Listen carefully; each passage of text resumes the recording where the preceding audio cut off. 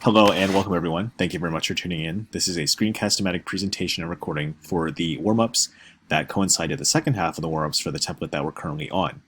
Please remember that for these warm-ups, you have to type down the question and the answer, and please remember to format your answer in a different font. Remember, when you're finished with fully typing down the questions and the answers that correspond to the day's lesson, you may hit submit on Google Classroom to earn full credit. Let's go and get started with the questions of the day. So for Monday and Tuesday, from 1.4 and 1.5, what specific events happened after the general election, and why are these steps important?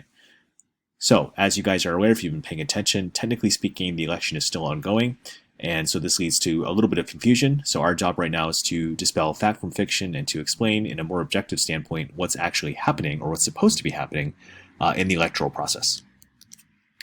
So one of the most important things here, obviously, is that the votes need to be counted. And as you guys are aware, due to the increased amount of mail-in ballots, states had to spend extra time counting the votes. Within a certain window of time, they have to have this done. It's really important that states do this correctly. So, of course, we have a genuine understanding of how the different votes were casted for different candidates. The states then have to officially certify the election results, and each state does this at their own window of time. But, of course, it's done by a certain deadline. This is really important as well because it adds legitimacy to the election, too. Electors have to be certified as well. Typically, electors are certified by their state governors accordingly. And after they are certified by their governors, then they cast the electoral votes formally. This actually just happened on December 14th, I believe, of this past year in 2020. Electors from each state vote for the President of the United States directly. And as you guys are aware from watching the TED-Ed video, you know how the Electoral College works.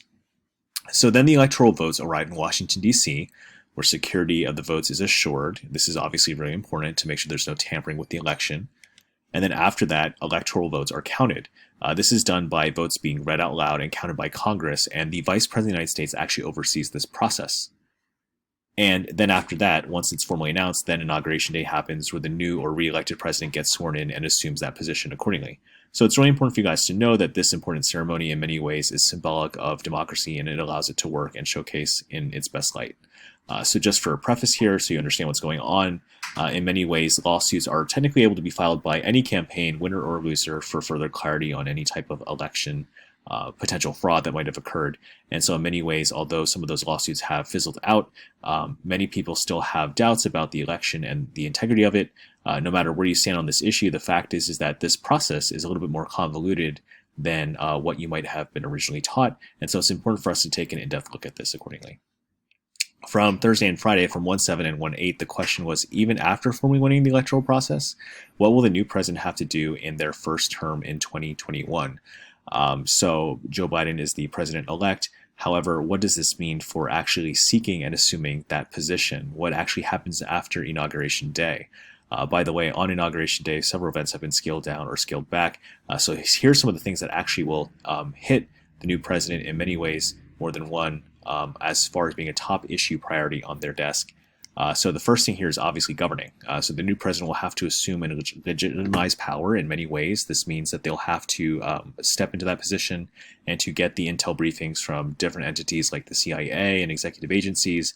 Of course, in a typical election year, typically the president-elect has all their cabinet positions filled accordingly. The pandemic, of course, is one of the biggest concerns. You have to deal directly with the COVID-19 crisis, and as cases continue to rise, it's important that the new president mobilize immunizations and set up the infrastructure to make this possible. The economy is also really important too, as of course, jobless claims are still up, and the unemployment rate is still up, and so it's really important to help put initiatives in place that help revive the U.S. economy. Immigration is also going to be something that's going to be talked about too. In many ways, the new president is going to have to decide on what to keep and what to change in the current U.S. immigration policy in regards to different things, from the wall to other means and ways of enforcing our immigration policies. Maybe, of course, lifting the ban that's, I think, currently is still in place for certain countries across the Middle East. Dealing with racial injustice, too, is going to be on the to-do list, as well as dealing with the crippling aftermath of police brutality and race relations does matter. So these are some of the things that will, in fact, take place and shape and form in looking at, of course, the future. And so for the summer of 2020, some of those issues are still really real and raw for people who are dealing with that on a daily basis. Foreign policy issues are still going to be heavily important, as of course the new president will have to either reunite or rearrange the U.S. diplomatic relations with other countries too.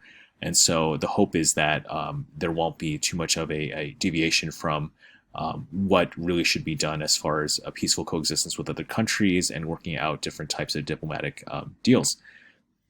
And the last thing here, of course, that's mentioned from the reading that you're going to do in the lesson is from climate change and environmentalist perspective, is having to work collaboratively with other countries and or entities within the United States to combat climate as a crisis. So if you guys recall in 2020, there were several different climate events that happened. Many people are wondering if that was a result from a drastically changing climate. And so the new president will have to look at that and to figure out how to work unilaterally or collaboratively with other people to solve this crisis.